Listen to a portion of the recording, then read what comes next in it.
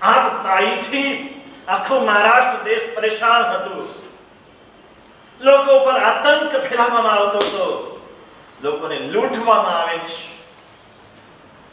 માતા જીજાબાઈ, પિતા શાહુ મહારાજ પરેશાન છે.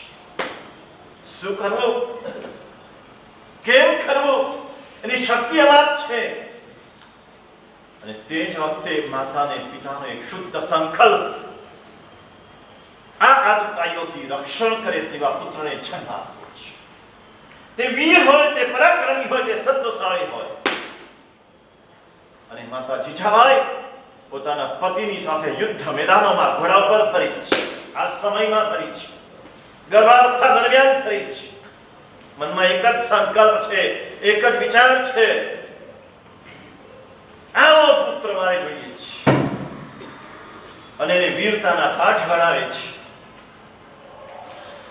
એ જ સંસ્કારો, એ જ વિચારો, એ જ વચનો, એ જ ગીતો અને યુદ્ધની કળા અને કૌશલ્ય યુદ્ધ મેદાનની વચ્ચે જ. અને આપણે બધા જાણીએ છીએ કે આ ભારત દેશને આતતાઈઓથી બચાવનાર શિવાજી મહારાજ, જેની એક તલવાર આખા ભારતને બચાવી. શૂરવીર, પરાક્રમી, સત્વશાળી શિવાજી મહારાજ મળ્યા હોય તે માતા જીજાબાઈના સંકલ્પના કારણે મળ્યા છે. જીજાબાઈનું હાલરડું આજે પણ પ્રસિદ્ધ છે, સાંભળવા જેવું છે અને સંભળાવવા જેવું પણ છે. આ સંકલ્પની તાકાત છે,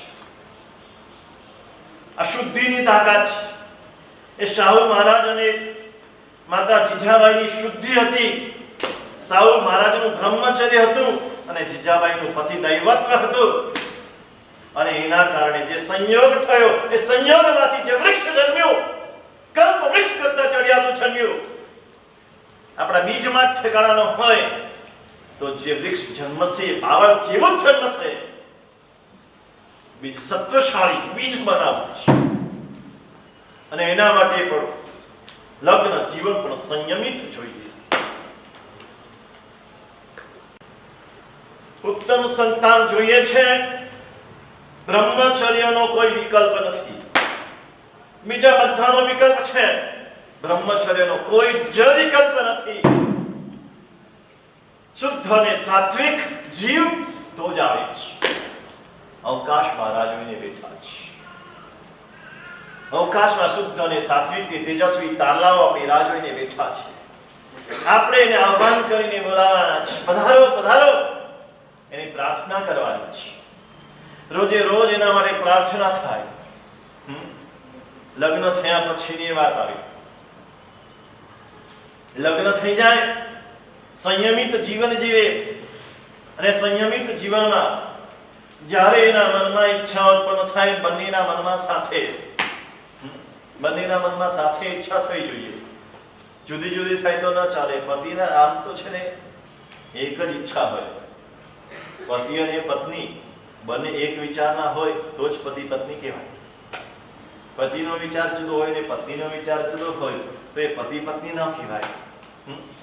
એક દિલ દો દેહા, બંનેના હૃદય એક છે, દિલ એક છે, દેહ જુદા છે. અને હૃદય એક છે માટે બંનેના વિચાર એક જ આવે. એક વિચાર ના હોય એટલે પતિને જે દિવસે ઈચ્છા થાય તે દિવસે પત્નીની પણ ઈચ્છા થાય કે આપણે માતા પિતા બનવું.